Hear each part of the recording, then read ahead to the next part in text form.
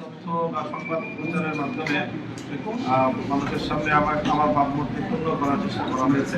সেই শোকজের আজকে আমরা জবাব দিয়েছি। সেই শোকজে বলা হয়েছে নির্বাচন কমিশনের যে বিধিমালা 3 এবং 18-তে আচরণ বিধি লঙ্ঘন করেছেন। আমরা সুস্পষ্টভাবে বলেছি যে এখানে কোনো ধরনের আচরণ বিধি লঙ্ঘন করা নয়, বরং উনি সরকারের পক্ষে, জনগণের পক্ষে, জনগণকে সচেতন করার জন্য গণভোটের উদ্যোগ করছিলেন। তো সেটা আমরা লিখিতভাবে জানিয়েছি, আর এটা একটি দুঃখজনক বিষয় আমাদের জন্য।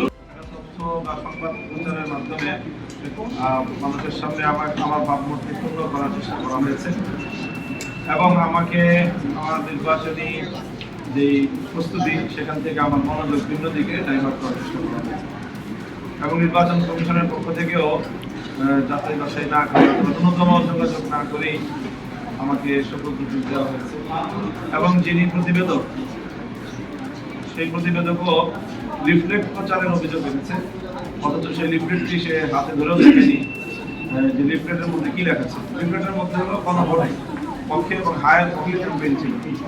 কাজে আমি গণমাধ্যমকেও বলবো যে নির্বাচনকে সহযোগিতা করা, নির্বাচনের লেভেল প্লেইং ফিল্ড অক্ষুণ্ণ রাখতে আপনারা সকলেই কাজ করবেন, সহযোগিতা করবেন এবং দায়িত্বশীল সাংবাদিকতা সকলের কাছ থেকে আমরা প্রত্যাশা করব। এবং এই ধরনের সাংবাদিকতা যেহেতু আমাদের দেশে বহু উত্তরণ রয়েছে, এই জন্য নির্বাচন কমিশন সহ সকল মহলকে আমরা আহ্বান জানাবো যে এই জাতীয় বিভ্রান্তিমূলক কোনো তথ্য, বিভ্রান্তিমূলক কোনো গণমাধ্যমের প্রচারণায় কোনো প্রার্থীকে যেন হয়রানির শিকার হতে না হয়। আমরা এই জাতীয় ঘটনায় লেভেল প্লেইং ফিল্ড নিয়ে যে আমাদের অব্যাহত সংখ্যা আমরা প্রকাশ করে আসছি, আমরা যে অবস্থান জানিয়ে আসছি, সেটা আরেকবার নতুনভাবে প্রমাণিত হলো। আমি যেখানে বাংলাদেশের একটি দলের প্রধান এবং একটি জোটের অন্যতম শীর্ষ দায়িত্বশীল, সেক্ষেত্রে আমি যদি এই ধরনের হয়রানির শিকার হই, তাহলে আসলে নির্বাচনের ক্ষেত্রে লেভেল প্লেইং ফিল্ড কতটুকু থাকবে আছে সেটা আমাদের জন্য আরো বড় করে সংখ্যার জায়গা তৈরি হলো। আমি আশা করবো যে পরবর্তীতে এই বিষয়গুলিতে ওনারা আরো বেশি যত্নশীল হবে।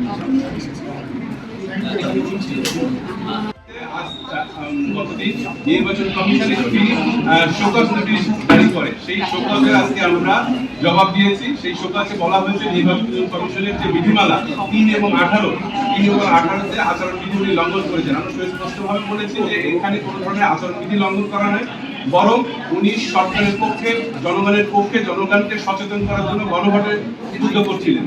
তো সেটা আমরা লিখিতভাবে জানিয়েছি, আর এটা একটি দুঃখজনক বিষয় আমাদের জন্য। এবং আমরা আরো বলেছি যে নির্বাচন কমিশনের যে বিধিমালা সেটা যেন সকল প্রার্থীর জন্য সমানভাবে কার্যকর হয়, কারোর প্রতি যেন বৈষম্য আচরণ না করা হয়।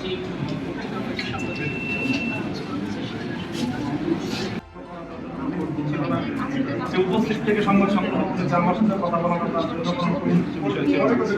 এই জন্য আমার মনে করি যে সঠিক তথ্য যাচাই করেই সংবাদগুলো প্রকাশ করা হয়।